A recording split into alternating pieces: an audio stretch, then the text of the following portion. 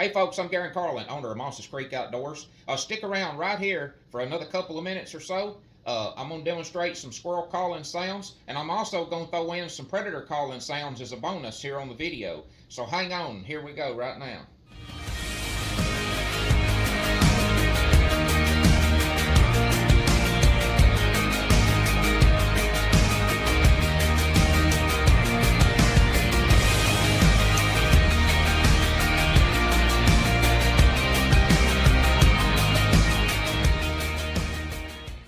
Okay, I got 3 calls hanging around my neck right here that I'm going to go over today. I'm going to start with, I'll get up a little closer and show you. This is the bellowed squirrel barker call.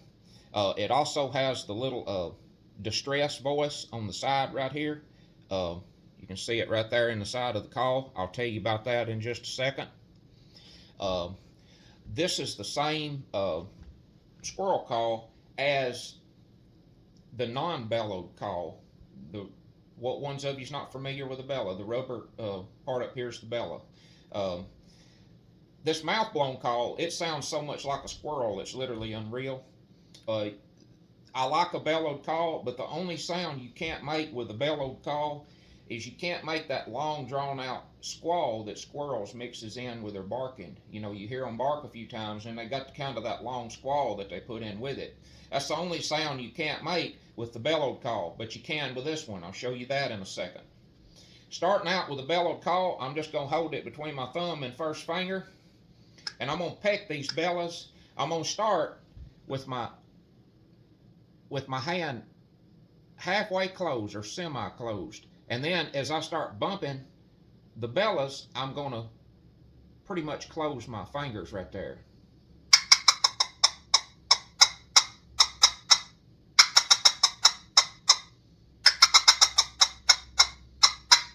And you can get much louder.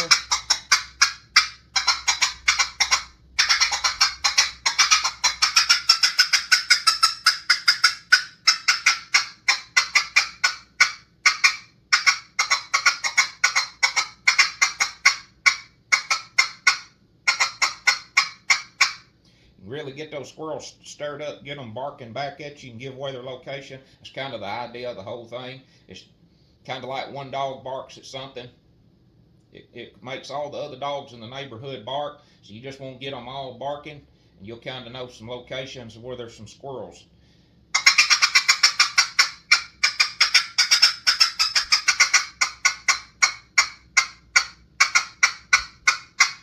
Alright, this little distress voice right here in the end, what I'm going to do, and now this is a young squirrel distress. You might be surprised when it comes to using this sound what'll happen, especially if you get around where there's den trees and there's squirrels inside in a hole.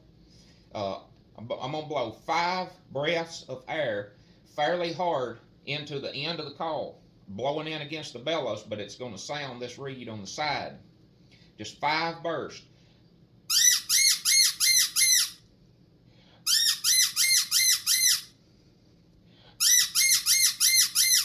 Like that. And what that is, it's a young squirrel, and that's the sound they make like they've been caught by a hawk or an owl or something like that.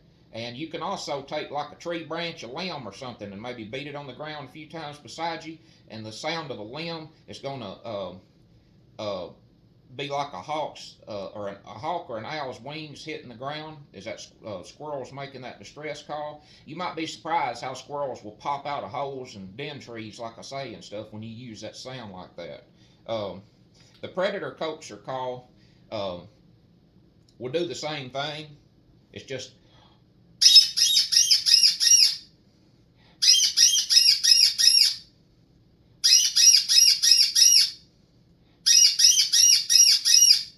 same thing, and you could beat a limb. It just gets a lot of squirrels' attention out there and gets them to look at you. This non-bellowed call, I done a video strictly on this call back a while back. This call sounds so much like a squirrel it's poison. You're gonna inhale on this call, and you're going to say the word chew just like chewing gum, but you're going to go like that, and you're going to kind of say chew as you inhale. on the call. Again, start kind of semi-fist. Inhale, say chew.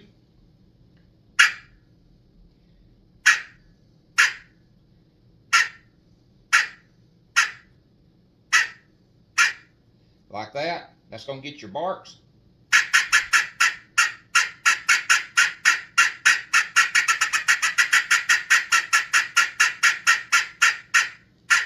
Now to get that long squall I was telling you about that squirrels actually put in with their barking, I'm just going to do one drug out breath as I inhale. I'm just going to take the call and I'm going to just suck that long note up out of the call.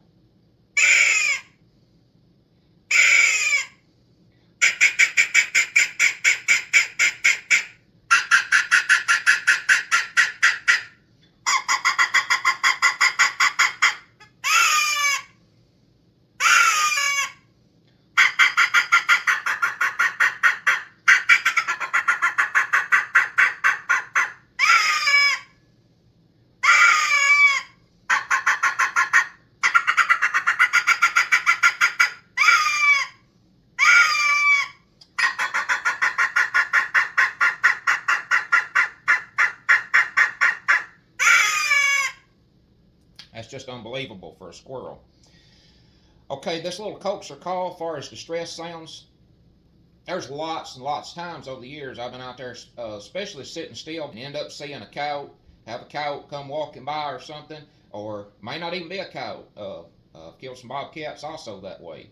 But it's highly likely when you're squirrel hunting, if you're squirrel hunting without dogs and you're just out there, sitting still and sitting around being quiet, it's highly likely you're going to see some type of predator lots of times. I know it's happened that way a lot with me, and I try to keep some type of just a little settled distress call with me in case that does come up. But this little call right here is a perfect call for that. I like to do it or use it on 2 or 3 different little distress sounds. You got like, your little mouse.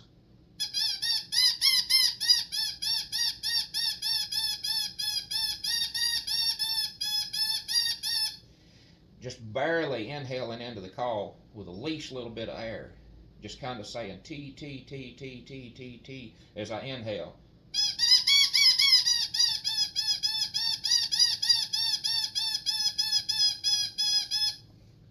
Now if I blow into the call, it'll do the same thing. But if I want to do a little bird distress, like say a little woodpecker distress or a blue jay distress, I'm going to do the same thing that I just done then, except I'm going to flutter my throat when I blow into it.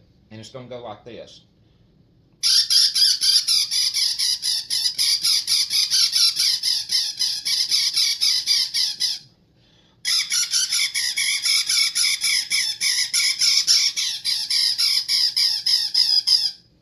Just a real handy little call. Jump back, last thing here, to the non-bellowed squirrel barker. Instead of inhaling for the barks, flip the call around and blow on the other end, and you're going to get a high-pitched, raspy cottontail rabbit, which is the top of the line call for calling those coyotes and other predators. Say wah, W-A-A-A, wah into the call. Start with a closed hand and open on each note.